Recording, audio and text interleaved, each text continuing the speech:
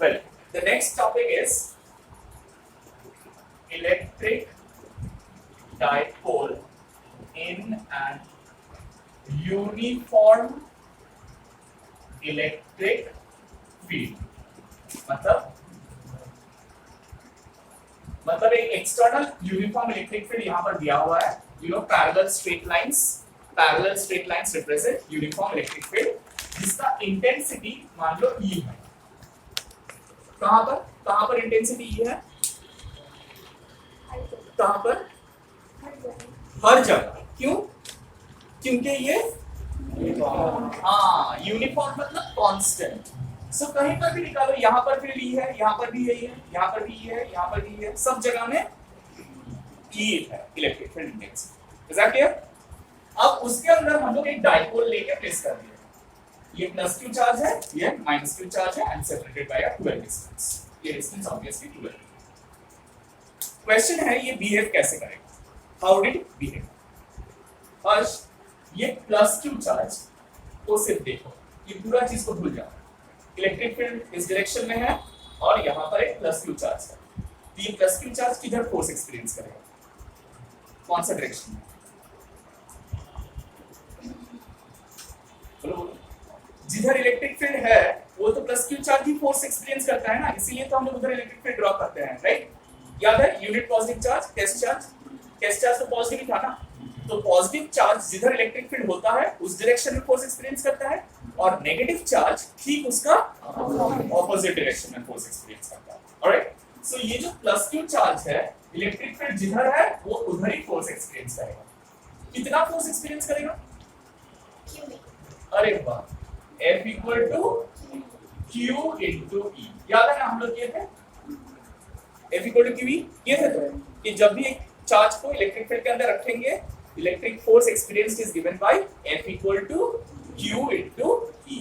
क्योंकि हम लोग पढ़े थे उल्टा डायरेक्शन से, हम लोग पढ़े थे E equal to F by Q. तो ऑब्वियसली ऑपोजिट वे से F equal to Q into E भी बोल सकते हैं.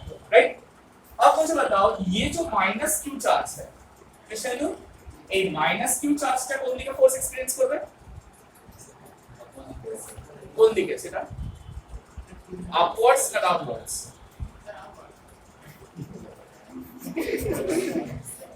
আচ্ছা ইটস ওকে. মানে অ্যারোটা মানে ইলেকট্রিক ফিল্ড যেদিকে আছে তার উল্টো দিকে নাকি আপওয়ার্ডস?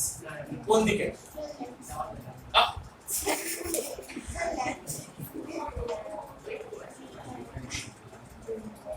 ইলেকট্রিক ফিল্ডটা কোন দিকে আছে বলতে, এখানে ইলেকট্রিক ফিল্ডটা কোন দিকে ডাইরেক্টেড আছে? কোন দিকে ইলেকট্রিক ফিল্ডটা কোন দিকে ডাইরেক্টেড আছে? দেখো এই যে লাইনগুলো এগুলো হচ্ছে ইলেকট্রিক ফিল্ড. বুঝছেন তো? এটা বুঝবার চেষ্টা করো, না বুঝলে হবে না. এই লাইনগুলো হচ্ছে ইলেকট্রিক ফিল্ড, সেটা কোন দিকে ডাইরেক্টেড আছে? রাইট এর দিকে. তাহলে তার উল্টো দিক মানে কোনটা? বুঝা গেছে? তাহলে এই মাইনাস কিউ চার্জটা লেফট এর দিকে এক্সপেরিয়েন্স করে ফোর্সটা. আমি অপশন আপ আর ডাউন দিলাম বলে আপ আর ডাউনই বলতে হবে. So it will experience a force towards the left. How much force? F equal to, মানে এটা যদি F dash নি, that is equal to minus QE. Right? Since I am giving the directional sense and if I am concerned only about the magnitude, it would have been same. क्योंकि इधर भी QE है और इधर भी yes or no? Yes. When any object experience two equal forces but in the opposite direction, क्या होता है इसको? घूम जाता है.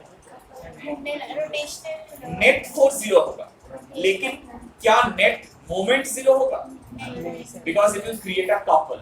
Two equal and oppositely directed forces always create a couple. तो उससे क्या हो जाएगा? There will be a net torque. और वो टॉर्क के कारण वो क्या करेगा? लेकिन क्या वो एक जगह से दूसरी जगह ट्रांसलेट करेगा? ऐसे मूव करके जाएगा क्या एक जगह से दूसरी जगह? नहीं, वो नहीं जाएगा. क्यों? क्योंकि ये फोर्स और ये फोर्स इक्वल एंड ऑपोजिट है. They will balance each other out. Resultant force का बट रिजल्टेंट मोमेंट का जीरो होगा and that's why it will turn, flip करेगा, रोटेट करेगा. अब क्वेश्चन है रोटेट कैसे करेंगे? क्लॉकवाइज या एंटी क्लॉकवाइज? क्लॉकवाइज. ये फोर्स इधर है, ये फोर्स इधर है ना, तो ऐसे स्टीयरिंग के जैसे सोचो. तो इधर फोर्स डालेंगे और यहाँ उल्टा डायरेक्शन में फोर्स जाएंगे तो ये क्या हो जाएगा, रोटेट करेगा, क्लॉकवाइज रोटेट करेगा. Is that clear? Right. So right this down. When an electric dipole is placed in a uniform electric field, when an electric dipole is placed in a uniform electric field,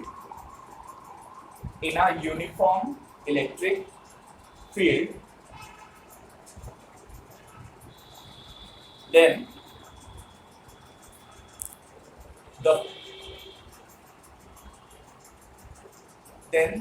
the positive charge of the dipole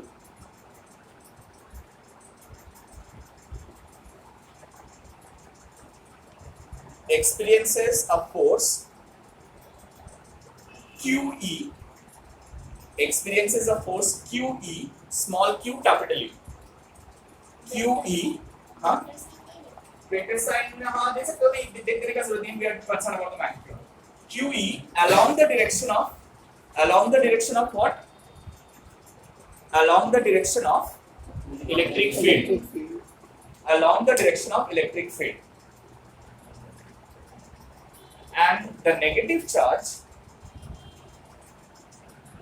experiences the same force.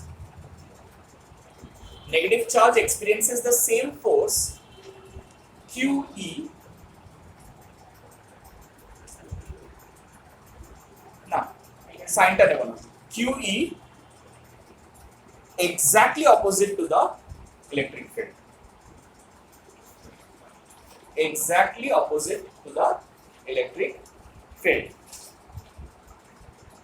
field. Thus forming a couple.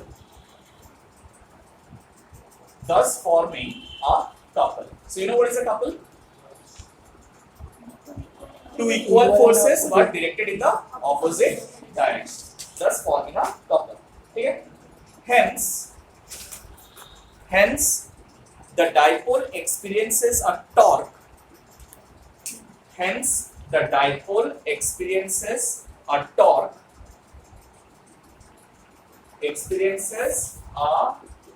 TORQUE. Remember what is a torque?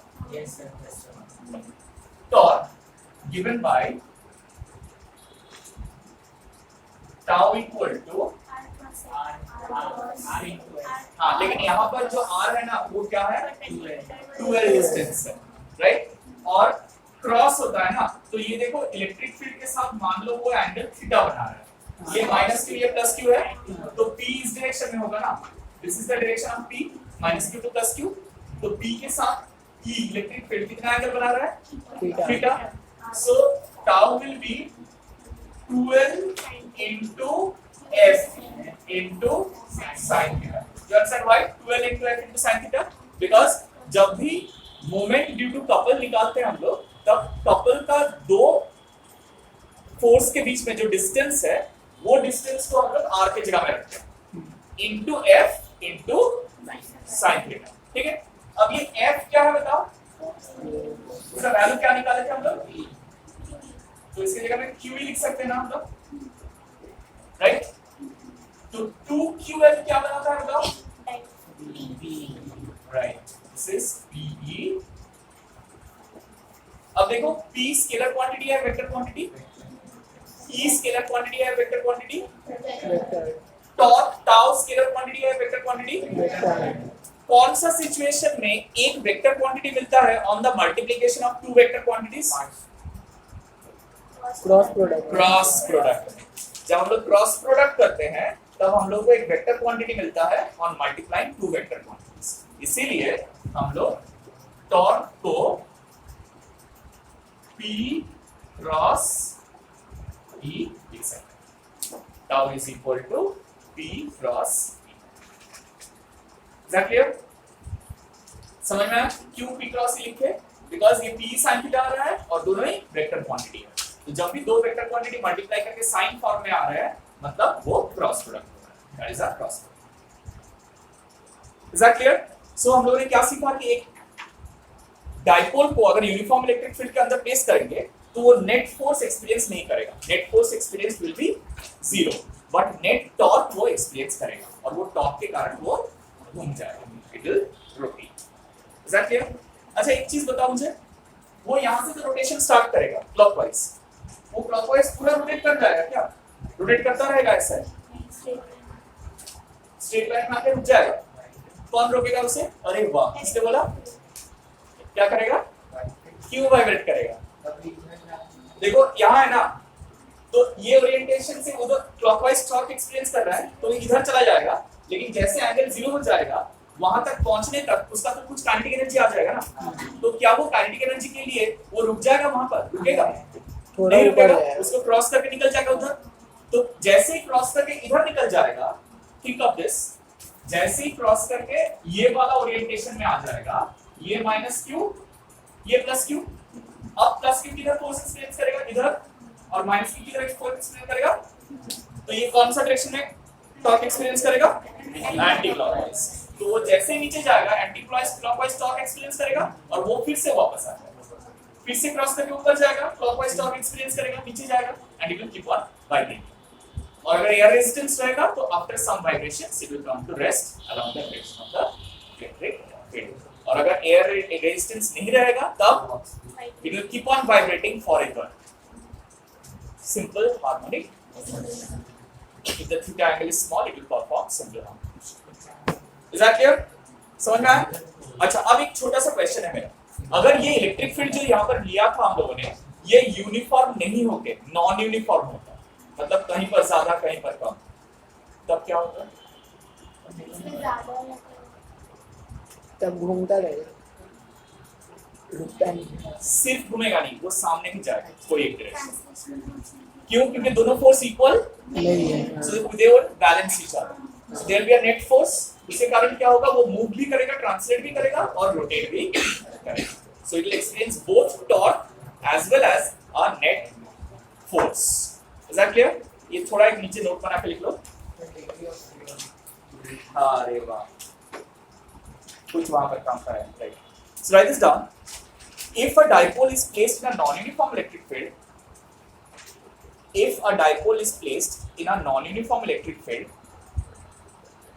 then it experiences both non-uniform electric field, then it experiences both